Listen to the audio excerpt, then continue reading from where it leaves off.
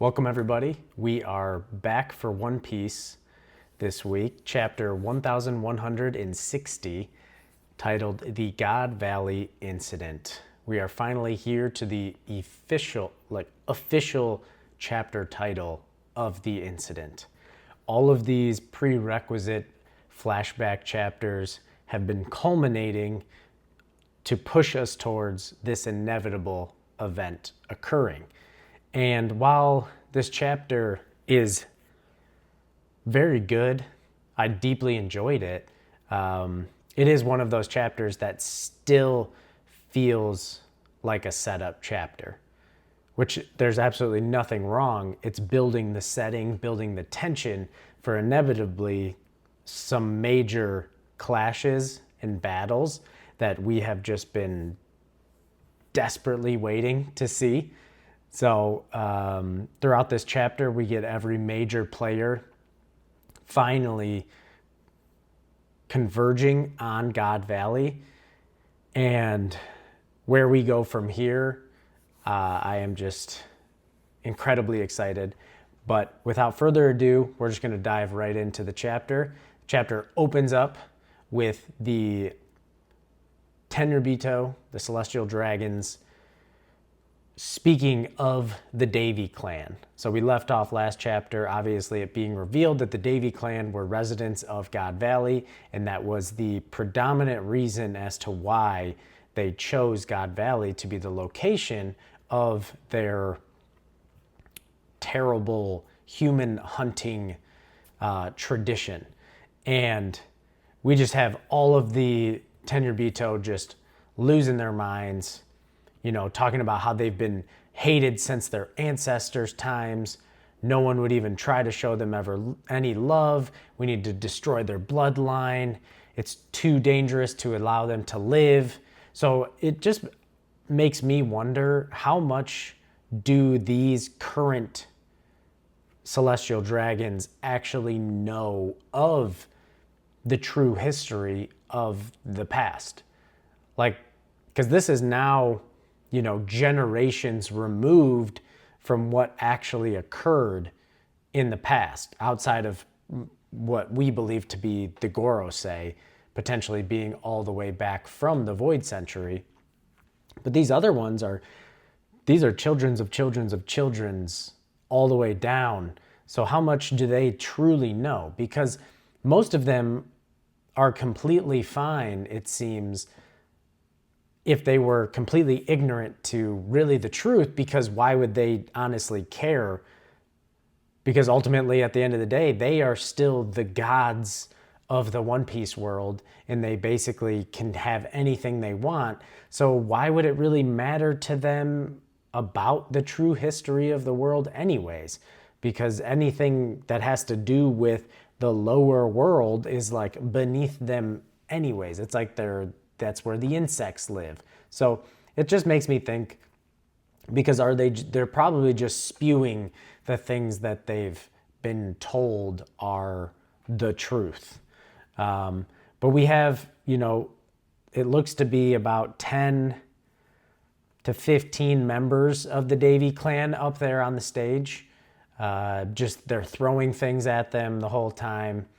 We get to see a young Blackbeard and his mother. This is actually the first time that we got to see her in the panel. She seems to have white hair, like very bright hair, and Blackbeard obviously has just jet black hair, whereas Rox has the mixture of black and white as well.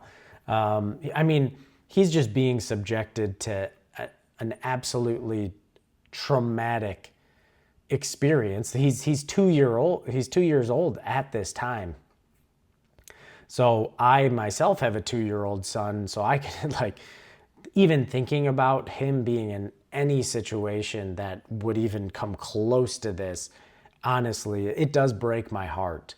And it's easy. Blackbeard as an antagonist, you don't really want to like him.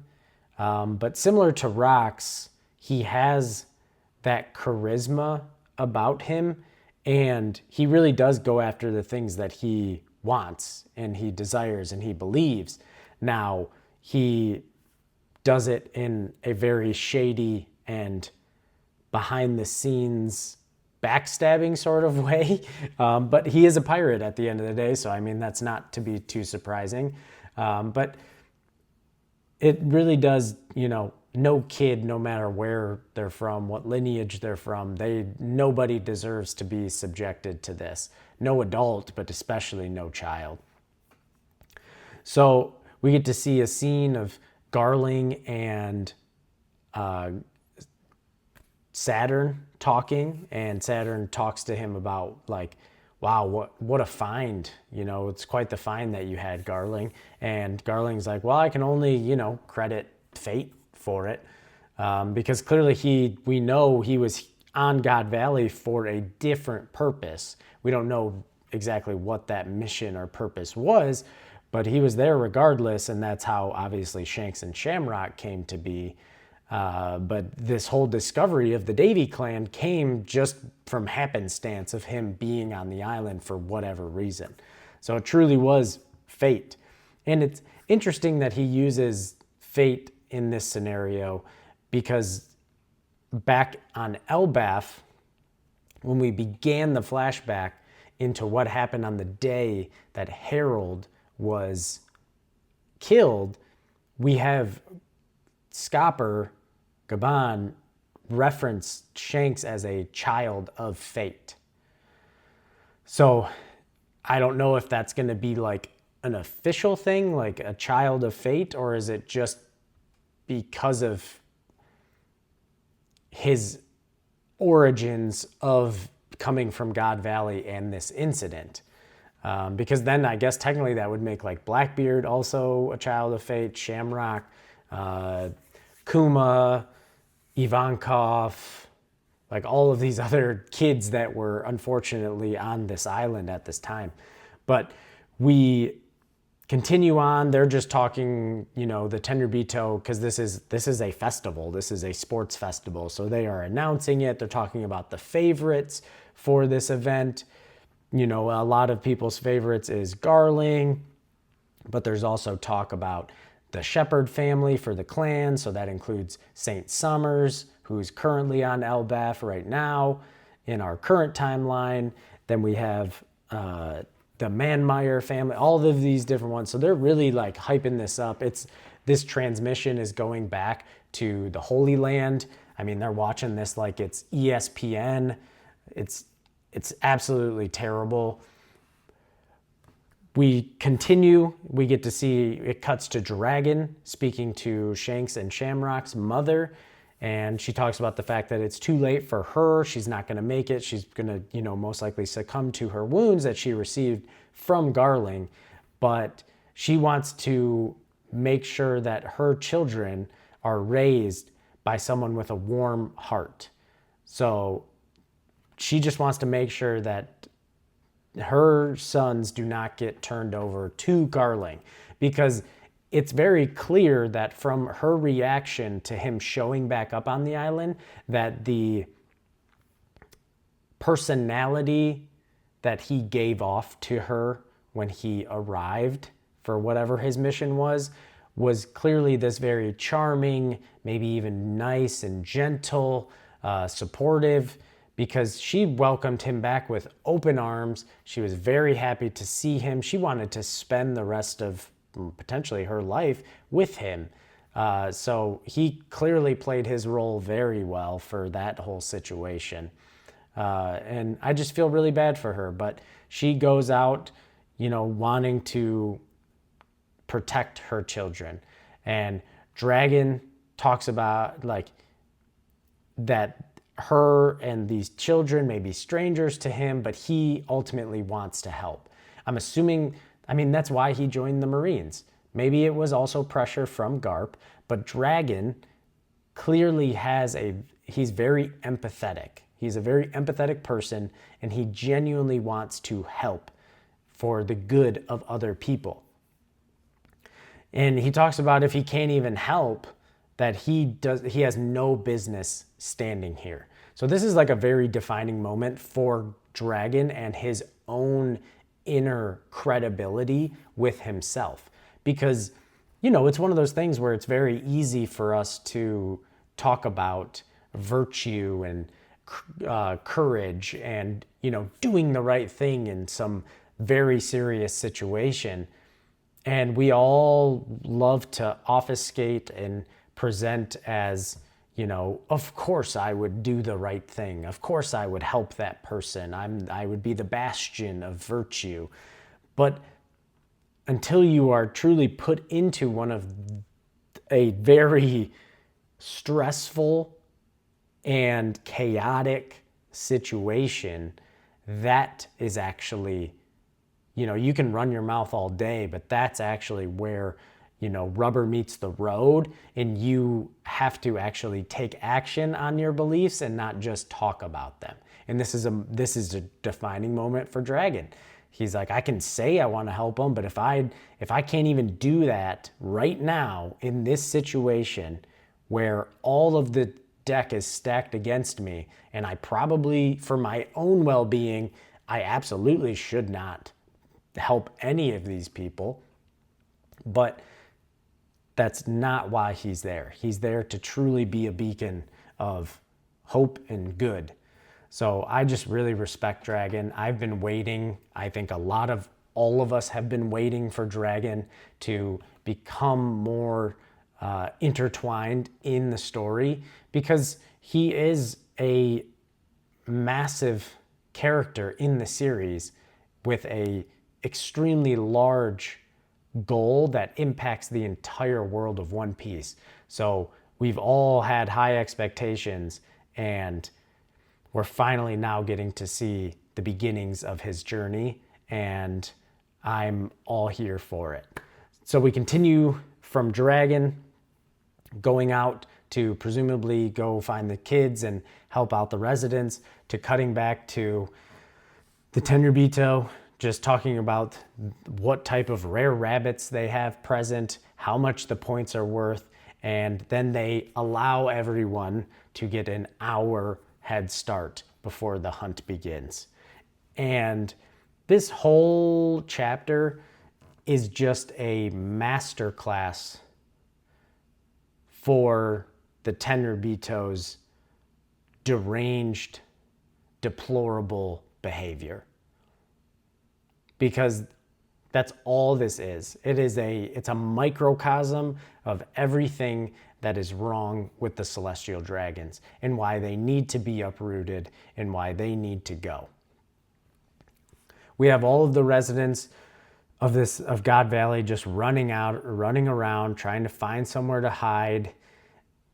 They, have the false hope of, if they can hold out for 3 weeks, that they'll be able to leave. They'll be, they'll make it, which we know that's just a false hope to get them to try harder, to make the hunt more interesting. None of them are going to leave the island alive if left up to the Celestial Dragons. And in just all these panels, it's like you just see so many of these residents with children, and that's just something I know I talked about it a little bit before, but after having a child like of your own, you just realize the sanctity of like a child's life, and just seeing all of these people on God Valley with these kids in this situation, I wouldn't want to imagine any scenario where I would have to deal with anything like this with like my son and my wife. Like, this is just, it's despicable. And Oda's really, he's driving the hammer home. He's done that, repeatedly throughout the series every time we see the Tenryubito. But this is a full showcase. This isn't just like a one-off on Sabaody with, the human auctions, or just like shooting people in the street randomly if they don't bow down. This is this is a full showcase of everything that is wrong with these people being at the top of the food chain, basically. And we even cut to the Holy Land, and they got this thing on live stream. It's on live stream up on the big screen. They're cheering. It's like watching the Hunger Games, where everyone in the districts are watching it, and they're cheering for their tribute, their champion. But these guys are cheering for their favorite competitor of the contest. And we have Garling doing his thing, getting the cheers from the absolutely hideous monstrosities of female celestial dragons. I mean, at least Oda makes the majority of like the regular Tenryubito absolutely hideous. So there's that, but it's just, I can't even, because like Garling is a character that I would like to think is cool, but his actions, all he's doing is slaughtering innocent, chained up civilians. I have no respect for him. There's no glory in the events of his actions.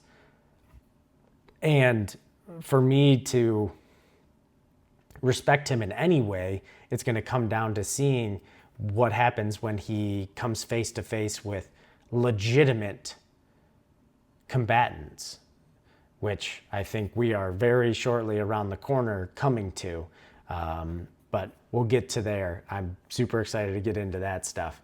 But they talk about, we have all the celestial dragon women wooing over Garling, and then we have some of the dudes who look like just trolls. They're talking about who they bet on, so they got money on the line for these things. And apparently they split it into two different categories where it's like you can bet on the clan side, so as a whole clan who gets the most points, and then you can also bet on solos, so an individual person. And he talks about, at least this one does House Shepherd, which is Saint Summer's house, and for the clan side of the contest, and then does Gunko for the solos. And the other one talks about, well, I suppose, he's kind of surprised because he's like, really? Because I'm assuming he's coming from the point for solos of Garling, because Garling was declared like the favorite of the competition. But he mentioned something that I suppose she is the only knight known as God's Steel. And I saw in like the translation note that it says literal Japanese uses God's sword or tool. And so this is very interesting when it comes to Gunko, because she seems a little bit fundamentally a little different anyways. We saw her even at the beginning of Rock's flashback when he shows up in the Chamber of Flowers in Pangaea Castle. Gunko is there as like Imu's attendant, or at least she's there at the time that he shows up. And then we know in the current time in Elbaf that Imu is able to actually control Gunko remotely, and it's like there's just something different about her. So I'm really curious to like get more on Gunko, obviously with the potential relation to Brook as well. So I'm thinking once we come back to Elbaf in the current timeline, we are going to expound on that and get some more information, hopefully. But I also think it's just very interesting that her arrow ability looks very similar to Imu's like tail arrow. That like obviously Imu's is all black, but what stabs Cobra and Sabo in Pangaea Castle all the way back during the Reverie, it looks exactly like hers, but it's all black. So I don't know like if this God's Steel thing just means like she has a special connection directly to Imu. But I'm thinking hopefully we're going to find out eventually once we get some more on Gunko. So it is confirmed in this chapter that Gunko is part of House Manmeyer, and I had talked about in the last one. So it's good to get a confirmation here. It does, say God's steel here. So, it has some sort of significance because we haven't seen that used for another Holy Night or God's Night at all. We continue, we get a quick shot of Shaki just, looking kind of depressed, contemplating. Obviously, she's just in this terrible situation. I would like to know kind of what's on her mind, but right now it seems like she's in a state of just shock or depression, or just, kind of leaving it up to fate to exactly what's going to happen for her or to her. We continue on the chapter. We get Saint Summers being an absolute a-hole to this child up in a tree, and wants to knock him out of the tree onto the thorn bed that he created on the ground. And this little boy slips out of the tree, and his dad comes in to rescue him and says, don't worry, I'll catch you. And I'm assuming he does, but of course that he's going to land directly on the thorns, and that's probably going to end his own life. So this just, that's something I would do in a heartbeat for my own son, but just seeing it play out like this, it's just terrible. I do hate seeing it. Saint Summers, we know during Elbath, his whole thing is, because he's the thorn man, all roses, and roses are associated with love, but every rose has its thorns. So with love comes the greatest, pains, the deepest pains. And he's basically acting them out because he's like, oh, how touching, because it's a father's love for his child and, sacrificing himself to save him. And we know that was the similar situation that he wanted to create with the giant children in Elbath, because he wanted their parents to come to try to rescue them, knowing that they're covered in the thorns, and ultimately it would just be putting them in physical pain, seeing their child in a terrible situation and then trying to help, and they're helpless and can only hurt themselves. So Summers is terrible.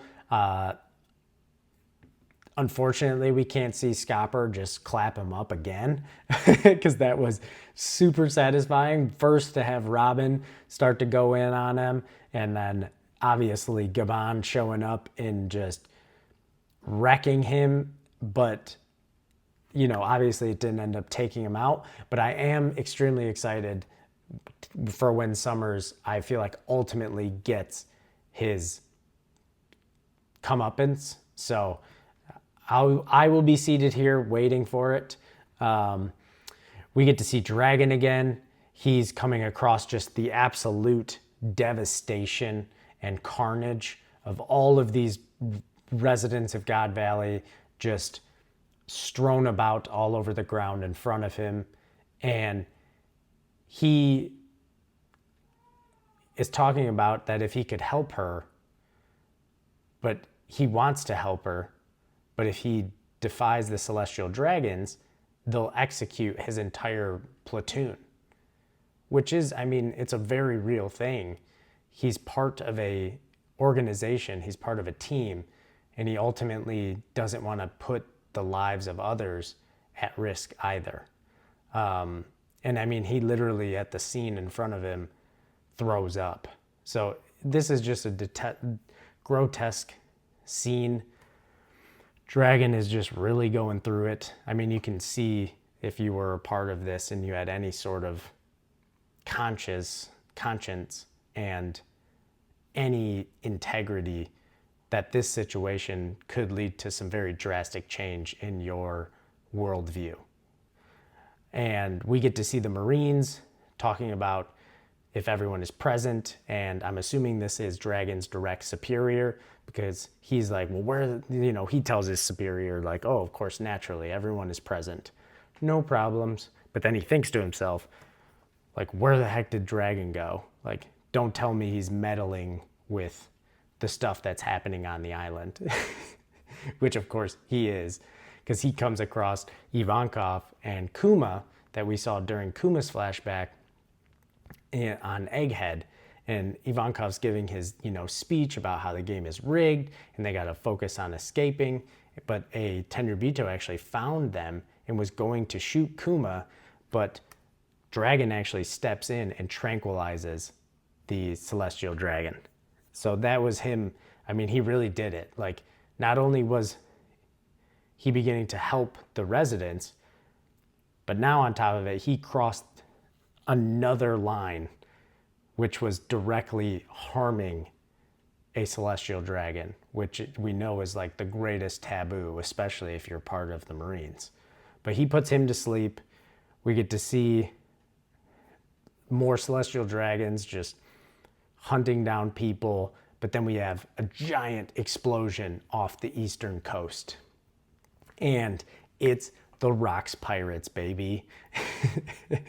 They're pulling up, bunch of pirate ships, not just them, but of course they're leading the charge.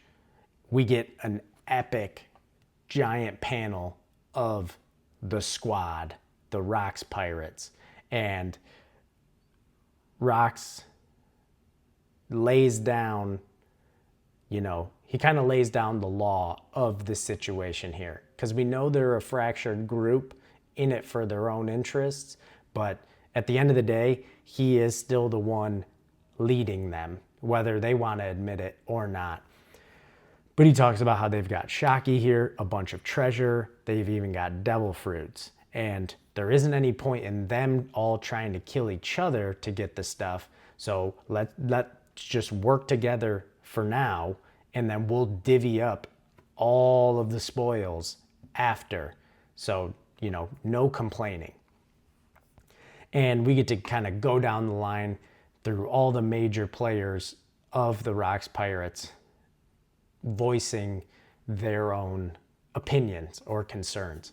And we have Barbell. He just says, like, they can't share Shaki, which, I mean, fair point, logical, but get out of here, Barbell.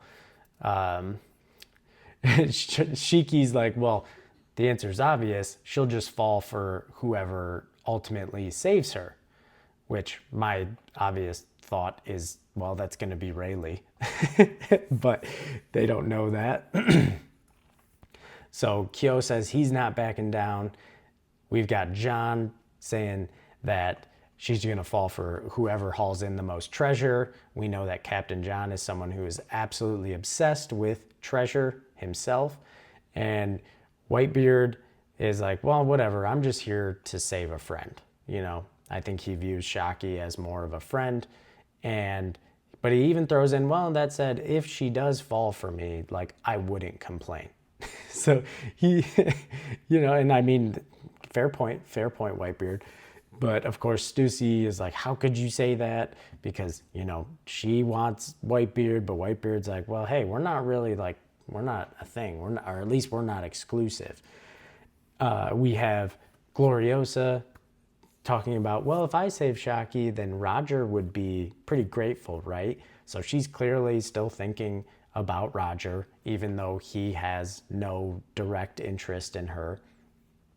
Streusen here actually says that Ochoku didn't even leave the island, so she'll ban him from her bar, which, not surprising. Ochoku clearly seems to be the slimiest of the group. We know he's the one that ultimately somehow betrayed and sold out that whole situation for Shaki's capture, and he was the first person to try to dismiss the leaked info about where she was and what was happening. So he's just a snake. Like, if Caribou and Karibo were related to him, no surprise there. Clearly the genetics and the integrity passed down, or lack thereof integrity passed down to his children as well.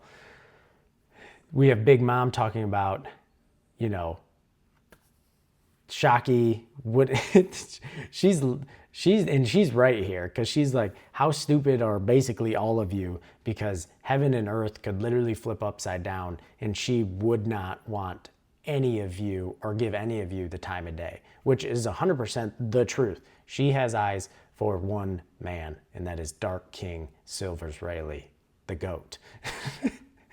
But we have Kaido rounding this off, talking about, like, and he's talking, just, he ignores basically what Rock says, and he's like, hey, Lin, like, you're gonna save one of those devil fruits for me, right? Which we ultimately know that she does. She doesn't give the dragon fruit to one of her kids, she gives the Azure Dragon to Kaido. So we have some nautical battles going on as the Rocks pirates are coming in. They're just crashing through, blowing up Navy ships, and then just crash and make a landing. The Tenryubito are losing their minds, of course, because they're just actual cowards, unless they're chasing after people that are shackled. And of their immediate, thing for everybody is, if, anything happens to us, you guys are being executed. So just their usual childish behavior. We get Dragon finding the boys, Shanks and Shamrock, and ultimately grabbing them and trying to run off with them. He hears about the Roger pirates have docked as well, and he does make a point that it's a miracle that both of the boys are not crying after all of this, which is crazy. I mean, I get it. They don't really truly know what's happening around them, but babies are very good when it comes to like sensing energy around them. And this has just been pure chaos, pure terror.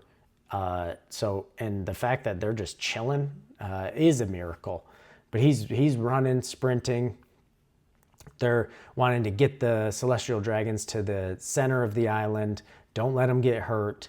All the Marines are like, oh my gosh, like, is this the end of the world? Because first Rock shows up, and now the Roger pirates have also showed up, which then we get the panel of the Roger pirates making landfall, and they're here to save Shaki, and focus. He tells everyone else that you don't have any chance with Shaki, so you just focus on getting the treasure, which is hilarious because Roger himself has no shot at getting Shaki either.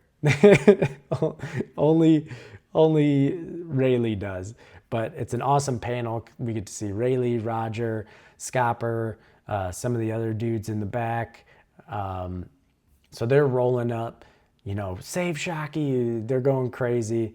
Garling is like, dang, man, looks like the game is over. And then we get a squad assembly shot for the Gods Knights, or Knights of Gods, or the Holy Knights, whatever translation you are following. And in this panel, they said to pull the Marines back, like see to it that the Celestial Dragons are protected, and the Knights of God are rallying. And we get to see, obviously, we have Garling, we have Summers, and then we have that other Manmeyer girl with the bulbous hat and the gun. We don't know her first name. We have the dude with the skull, the skull with horns and the scythe. Don't know his name. And then we have this other woman in the front who has like this interesting looking sword. She's got jet dark hair. She's very pretty. Looks really cool, actually. But we see her. We don't know her name either. But then we get to see what looks like a fishman human hybrid, similar to Dellinger all the way back in Dressrosa, with this taller woman with the sunglasses, but she's got the pointy teeth, but then she's also got the horns.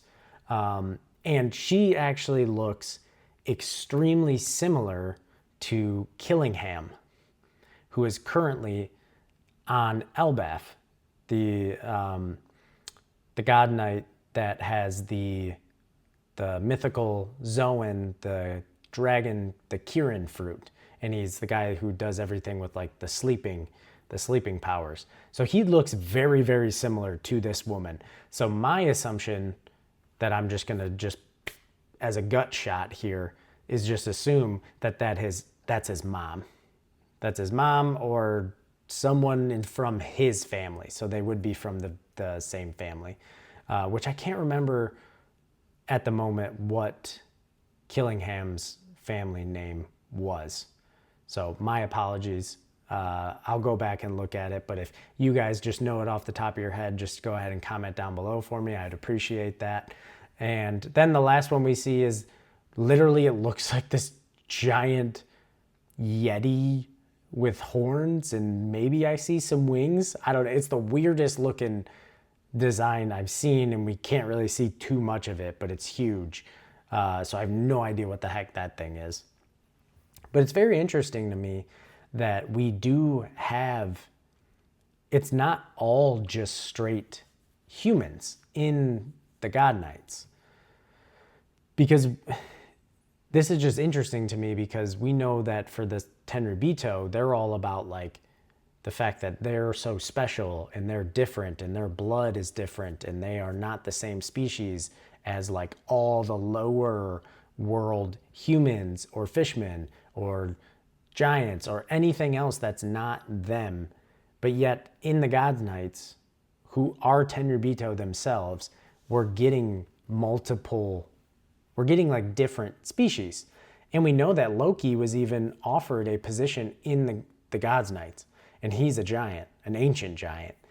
So it's just very interesting that it seems like, at least for the God Knights, the same rules don't apply as like the normal Tenryubito. So I just thought it was very interesting. You guys let me know, in the comments what you think about, the different races that are within the celestial dragons. But then we get to see there's a bunch of pirates just pouring onto the island. The Marines are just, in an absolute state of panic. They think it's absolutely done for. We get Whitebeard and Shiki just absolutely dicing up the Marines. But then we get the man, the myth, the legend, Monkey D. Garp, coming in saying, like, I'm not just going to stand by and watch you dice up my troops like vegetables. Does his legendary cannonball throw onto the island, explosion. We get to see a reaction from Rox Zebek or Davy Zebek. I don't know if we're still, because it's still the Rox Pirates. And at large, he's still known as Rox. So I've still been referring to him as that in this video, but let me know if you'd prefer Zebek going forward or Davy Zebek, whatever. Just let me know. But then we've got, the Marines realizing that it's Garp's ship pulling up. Garp's saying, I'm here. He's got his own fleet with him, and he is locked in. And it ends with saying the legends have assembled. And before I kind of give my closing thoughts on this, just want to point out the fact that we have the man, the myth, the legend, Bogard, in that panel next to Garp. And I don't think you guys are ready to see what the world's strongest swordsman has in store for you. All right? Bogard is about to go ham. But enough about the GOAT. I actually just noticed that it says there's a break next week. I did not notice that the first time that I read it. And I am actually pretty depressed now that I just saw that. But it's okay. It's okay. We will survive. But it was a great chapter. The plot or the story didn't necessarily move too much, but we're getting now the full context of the God Valley incident. We're seeing all the players converge, and we're setting up all of the battles that we are hopefully going to be seeing. So absolutely loved this one. You guys let me know down below what you thought about it, and I will catch you guys after the break week. I hope you guys survive. Peace.